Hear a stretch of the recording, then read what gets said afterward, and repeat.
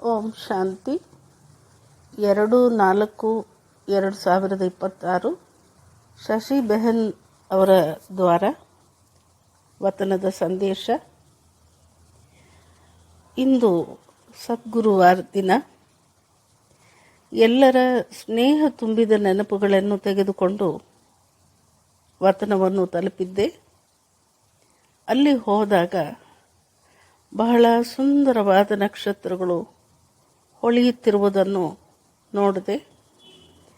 ಬಾಬಾರವರು ಸಹ ಬಹಳ ಗಮನದಿಂದ ಪ್ರತಿಯೊಂದು ನಕ್ಷತ್ರವನ್ನು ನೋಡುತ್ತಿದ್ದರು. ಒಂದೊಂದು ನಕ್ಷತ್ರದ ಪ್ರಕಾಶ ಬೇರೆ ನಕ್ಷತ್ರದಿಂದ ಹೆಚ್ಚಾಗಿ ಕಂಡುಬಂದವು. ಸ್ವಲ್ಪ ಸಮಯದ ನಂತರ ನಾನು ಯಾವುದನ್ನು ನೋಡಿದೆನೆಂದರೆ, ಚಂದ್ರಮ ಮತ್ತು ಇನ್ನೂ ಕೆಲವು ನಕ್ಷತ್ರಗಳು ಅಲ್ಲಿ ಕಂಡುಬಂದವು. ಈ ನಕ್ಷತ್ರಗಳ ಪ್ರಕಾಶ ಬಹಳ ದೊಡ್ಡದಾಗಿದ್ದವು. ಈ ಚಂದ್ರಮ ಮತ್ತು ವಿಶೇಷ ನಕ್ಷತ್ರಗಳನ್ನು ಸುತ್ತಿ ಬೇರೆ ಎಲ್ಲ ನಕ್ಷತ್ರಗಳು ಸುತ್ತು ಬಂದವು. ಆಗ ಪ್ರತಿಯೊಂದರ ಬೆಳಕು ಹಿಂದೆ ಇದ್ದದಕ್ಕಿಂತ ಹೆಚ್ಚಾಗಿ ಇನ್ನೂ ಸುಂದರವಾಗಿ ಅವುಗಳು ಕಂಡುಬಂದವು. ಸ್ವಲ್ಪ ಸಮಯದ ನಂತರ ಬಾಬಾರವರನ್ನು ನನ್ನನ್ನು ನೋಡಿ ಬಾ ಮಗು ಎಂದು ಕರೆದರು. ನಾನು, ಬಾಬಾ, ಇಂದಿನ ಈ ದೃಶ್ಯ ಬಹಳ ಸುಂದರವಾಗಿದೆ ಎಂದು ಹೇಳಿದೆ. ಬಾಬಾರವರು ಹೇಳಿದರು, ಈ ದೃಶ್ಯವನ್ನು ನಾನು ಈ ರೀತಿ ಅನುಭವ ಮಾಡುತ್ತಿದ್ದೀನಿ. ನನ್ನ ಮಕ್ಕಳು ಯಾವಾಗ ಬಾಬಾವ್ರ ಹತ್ರ ವತನವನ್ನು ಬಂದು ತಲುಪುತ್ತಾರೋ ಆಗ ಪ್ರತಿಯೊಂದು ಮಗುವಿನ ಜಗತ್ತು, ಅಂದರೆ ಅವರುಗಳ ಆಂತರಿಕ ಸ್ಥಿತಿ ಎಲ್ಲದರಿಂದಲೂ ಭಿನ್ನವಾಗಿ, ಅಂದರೆ ನ್ಯಾರ ಆಗಿ ಪ್ರಿಯವಾದದ್ದಾಗಿತ್ತು ಮತ್ತು ಶಕ್ತಿ ತುಂಬಿದ್ದಾಗಿ ಆಗಿಬಿಡುತ್ತದೆ ಎಂದು ಹೇಳಿ ಬಾಬಾ ನೋಡುತ್ತಿದ್ದರು. ಯಜ್ಞದ ಆಧಾರವಾದವರು ತಮ್ಮ ಸಂಪನ್ನ ನೆಲೆಯನ್ನು ಎಷ್ಟು ಪಡೆದಿದ್ದಾರೆ.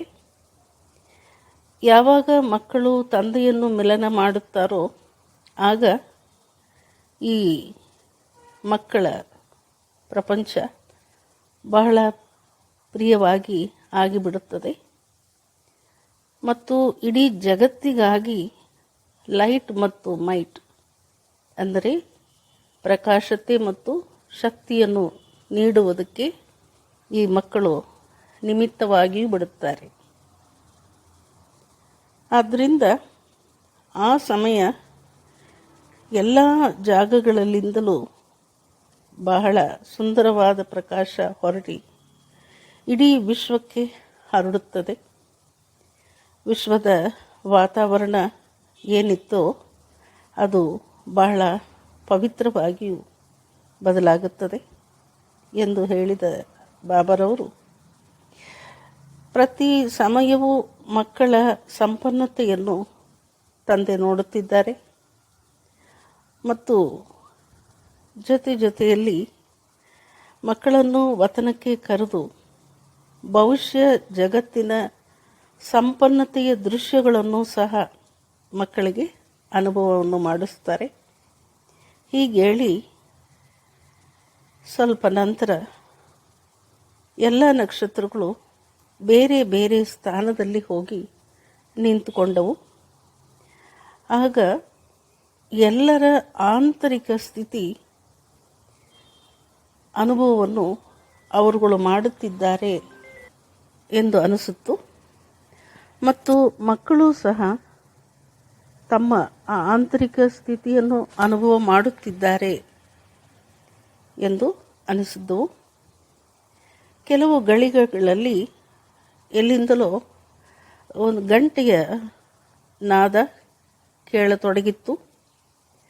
ಆ ಗಂಟೆಯ ಶಬ್ದವನ್ನು ಕೇಳಿದ ಕೂಡಲೇ ಮಕ್ಕಳು ಭಾಳ ಹೆದರಿಕೊಂಡರು, ಸ್ವಲ್ಪ ಬೆಚ್ಚಿಬಿದ್ದರು, ಏನಾಗುತ್ತಿದೆ ಎಂದು ಗಾಬರಿಯಾದರು.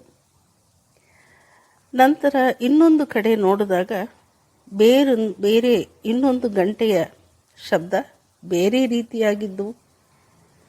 ಅದು ಟಿಕ್ ಟಿಕ್ ಎಂಬ ಶಬ್ದ ಮತ್ತೆ ಮತ್ತೆ ಯಾರಿಗೋ ಯಾವುದನ್ನು ಅರ್ಥ ಮಾಡಿಸುವಂತಾಗಿ ಇದ್ದವು. ಇನ್ನೊಂದು ಕಡೆ ನೋಡಿದಾಗ ಬೇರೆ ಗಂಟೆಯ ನಾದ ಕೇಳಿಬಂತು. ಆ ಒಂದು ಶಬ್ದ ಯಾವ ಅನುಭವವನ್ನು ಮಾಡುತ್ತಿತ್ತು ಎಂದರೆ ಯಾರಿಗೋ ಬಹಳ ಖುಷಿಯ ಶಬ್ದವನ್ನು ಅದು ಮಾಡುತ್ತಾ ಇತ್ತು.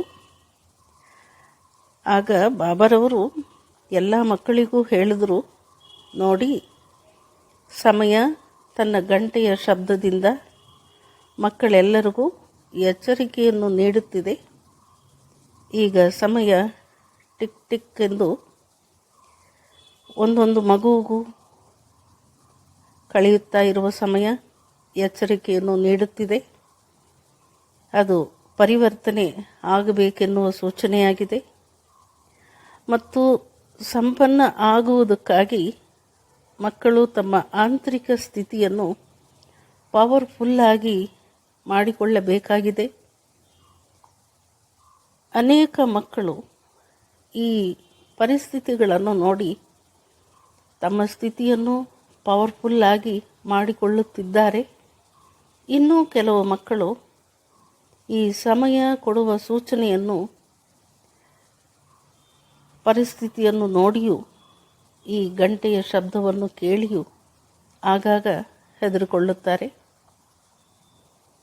ಬಾಬಾರವರು ಹೇಳಿದರು, ಯಾವಾಗ ಯಾವ ಮಗುವಿನ ಮುಂದೆ ಟೆಸ್ಟ್ ಪೇಪರ್ ಬರುತ್ತದೋ ಆ ಪೇಪರ್ ತನ್ನ ಮುಂದೆ ಬರುವ ಮುನ್ನ ತಮ್ಮನ್ನು ತಾವೇ ಪರ್ಫೆಕ್ಟಾಗಿ ತಯಾರು ಮಾಡಿಕೊಳ್ಳಬೇಕಾಗಿದೆ. ಈ ಸ್ಥಿತಿ ಸದಾ ಸಿದ್ಧರಾಗಿ ರೆಡಿಯಾಗಿ ಇರಬೇಕು. ಇದನ್ನು ಗುರುತಿಸುವ ಸೂಚನೆಯೇ ಮತ್ತೆ ಮತ್ತೆ ಮಕ್ಕಳ ಗಮನವನ್ನು ತಂದೆ ಸೆಳೆಯುತ್ತಿದ್ದಾರೆ. ಬಾಬಾರವರಂತೂ ಹಿಂದಿನಿಂದಲೇ ಈ ರೀತಿ ಬರಲಿರುವ ಪರಿಸ್ಥಿತಿಗಳ ವಿಷಯವನ್ನು ಅನೇಕ ಬಾರಿ ತಿಳಿಸುತ್ತಿದ್ದಾರೆ. ಸಮಯವು ತನ್ನ ಎಚ್ಚರಿಕೆಯನ್ನು ಈಗ ಕೊಡುತ್ತಿದೆ ಮತ್ತು ಈ ಗಂಟೆಗಳ ಶಬ್ದವು ಏನು ಕೇಳಿ ಬಂದವೋ ಅವುಗಳ ಬಗ್ಗೆ ಬಾಬಾರವರು ಹೇಳಿದರು. ಮಕ್ಕಳು ಸಮಯದ ಸೂಚನೆಯನ್ನು ನೋಡಿ, ಪರಿಸ್ಥಿತಿಗಳನ್ನು ನೋಡಿ ಈಗಲೂ ಆಗಾಗ ಭಾಳ ತಣ್ಣಗಿದ್ದಾರೆ. ಆಗಾಗ ಈ ರೀತಿ ಯೋಚಿಸುತ್ತಾರೆ, ಇಂತಹ ವಿಷಯಗಳು ಯಾವಾಗಲೂ ನಡೆಯುತ್ತಲೇ ಇರುತ್ತದೆ ಎಂದು. ಆದರೆ ಈ ಗಂಟೆಯ ಶಬ್ದಗಳು ಮಕ್ಕಳಿಗೆ ಅಲರ್ಟ್ ಆಗಿ ಇರಬೇಕು, ಆಕ್ಟಿವ್ ಆಗಿ ಸದಾ ತಯಾರು ಸ್ಥಿತಿಯಲ್ಲಿ ಇರಬೇಕು ಎಂಬ ಎಚ್ಚರಿಕೆಯನ್ನು ನೀಡುತ್ತಿವೆ. ಮತ್ತೆ ಮತ್ತೆ ಶಬ್ದವು ಬರುತ್ತಿರುವುದು ಮಕ್ಕಳು ತಮ್ಮ ಸ್ಥಿತಿಯನ್ನು ಅಲರ್ಟ್ ಆಗಿ ಮಾಡಿಕೊಂಡು ಸಮಯಕ್ಕೆ ತಕ್ಕ ಹಾಗೆ ತಮ್ಮನ್ನು ರೆಡಿಯಾಗಿ ಇರಲು ಈ ಸೂಚನೆ ತೆಗೆದುಕೋಬೇಕಾಗುತ್ತೆ. ಸಮಯವು ಹೇಗೆ ಬೇಕಾದರೂ, ಯಾವಾಗ ಬೇಕಾದರೂ, ಎಂತಹ ರೂಪದಲ್ಲಿ ಬೇಕಾದರೂ ಮಕ್ಕಳ ಮುಂದೆ ಮತ್ತು ಜಗತ್ತಿನ ಮುಂದೆಯೂ ಬರಲಿದೆ. ಆದುದರಿಂದ ಮಕ್ಕಳೆಲ್ಲರೂ ಸದಾ ಎಂತಹ ಪರಿಸ್ಥಿತಿ ಆದರೂ ಅದರಿಂದ ದೂರವಿರಬೇಕಾಗಿದೆ. ಹಾರುವ ಪಕ್ಷಿಯಾಗಿ ಎಲ್ಲ ಪ್ರಕಾರದ ಪರಿಸ್ಥಿತಿಗಳಿಂದಲೂ ಹಗುರವಾಗಿ ಎಲ್ಲ ವಾತಾವರಣದ ಪ್ರಭಾವದಿಂದ ದೂರವಾಗಿ ಪರಿಸ್ಥಿತಿ ಹಾರಬೇಕಾಗಿದೆ. ಬಾಬಾರವರು ಈ ರೀತಿ ಹೇಳಿದ್ರು, ಈಗ ಎಂತಹ ಸಮಯ ಸಮೀಪವಾಗುತ್ತಿದೆ ಎಂದರೆ ತಂದೆಯ ಪ್ರತ್ಯಕ್ಷತೆ ಮತ್ತು ಮಕ್ಕಳ ಪ್ರತ್ಯಕ್ಷತೆ ಆಗಲಿದೆ. ಆದರೆ ಇಲ್ಲಿಯ ತನಕ ಮಕ್ಕಳು ಅದಕ್ಕಾದ ಗಮನವನ್ನು, ಅಟೆನ್ಷನನ್ನು ಕಡಿಮೆಯಾಗಿ ಇಟ್ಟುಕೊಂಡಿದ್ದಾರೆ. ಆದ್ದರಿಂದ ಈ ವಿಷಯದ ಬಗ್ಗೆ ಮಕ್ಕಳು ಅಟೆನ್ಷನ್ ತೆಗೆದುಕೊಳ್ಳಲೇಬೇಕಾಗುತ್ತೆ. ಈ ರೀತಿ ಬಾಬಾರವರು ಹೇಳುತ್ತಿರುವಾಗ ನಾನು ಮನಸ್ಸಿನಲ್ಲಿ ಯೋಚಿಸತೊಡಗಿದೆ, ಬಾಬಾ ಎಲ್ಲ ಮಕ್ಕಳು ಪುರುಷಾರ್ಥವನ್ನು ಮಾಡುತ್ತಲೇ ಇರುತ್ತಾರಲ್ಲವೇ ಎಂದು. ಅದಕ್ಕೆ ಬಾಬಾರವರು ಹೇಳಿದರು, ಪುರುಷಾರ್ಥವನ್ನು ಎಲ್ಲರೂ ಮಾಡಿಕೊಂಡಿದ್ದಾರೆ. ಬಾಬಾ ಮತ್ತು ಮಕ್ಕಳ ಪ್ರತ್ಯಕ್ಷತೆಗಾಗಿ ಮಕ್ಕಳು ಒಂದು ದೃಢವಾದ ಸಂಕಲ್ಪ ಮಾಡಬೇಕು. ಎರಡನೆಯದು ಲೈಟ್ ಮತ್ತು ಮೈಟ್ ಹೌಸ್ ಆಗಿ ಬಿಡಬೇಕಾಗಿದೆ. ಮೂರನೆಯದಾಗಿ ಸಮಯ. ಮಕ್ಕಳು ತಮಗಾಗಿಯೂ ಕೂಡ ಸಿದ್ಧಿ ಸ್ವರೂಪ ಅಂದರೆ ಸಫಲತಾ ಮೂರ್ತಿ ಆಗಿ ವಿಶ್ವದ ಆತ್ಮರಿಗಾಗಿ ಅವರ ಧ್ವನಿಯನ್ನು ಕ್ಯಾಚ್ ಮಾಡುವಂಥವರಾಗಬೇಕು. ಅವರ ಕಲ್ಯಾಣ ಮಾಡುವುದಕ್ಕಾಗಿ, ವಿಶ್ವದ ಆತ್ಮಗಳಿಗಾಗಿ ತಾವು ಇಲ್ಲಿವರೆಗೂ ಏನು ಸಿದ್ಧಿ ಪಡೆದುಕೊಂಡಿದ್ದಾರೋ ಆ ಸಿದ್ಧಿ ಸ್ವರೂಪದ ದ್ವಾರ ಪ್ರತ್ಯಕ್ಷತೆಯ ಅನುಭವ ಮಾಡಿಸಬೇಕು. ಮತ್ತು ಬಾಬಾ ಹೇಳಿದರು, ಮಕ್ಕಳೇ, ಜಗತ್ತಿನ ಧ್ವನಿ, ಭಕ್ತರುಗಳ ಮೊರೆ ನಿಮಗೆ ಕೇಳಿ ಬರುತ್ತಿಲ್ಲವೇನು? ಅವರುಗಳು ನಿಮ್ಮಿಂದ ಒಂದು ಹನಿಯನ್ನು ನೋಡಿ ಅಲೆದಾಡುತ್ತಿದ್ದಾರೆ. ಮಕ್ಕಳೀಗ ಲೈಟ್ ಮತ್ತು ಮೈಟಿನ ಕಿರಣ ಮೂಲಕ ಅವರುಗಳಿಗೆ ಅದನ್ನು ಅನುಭವ ಮಾಡಿಸಬೇಕು.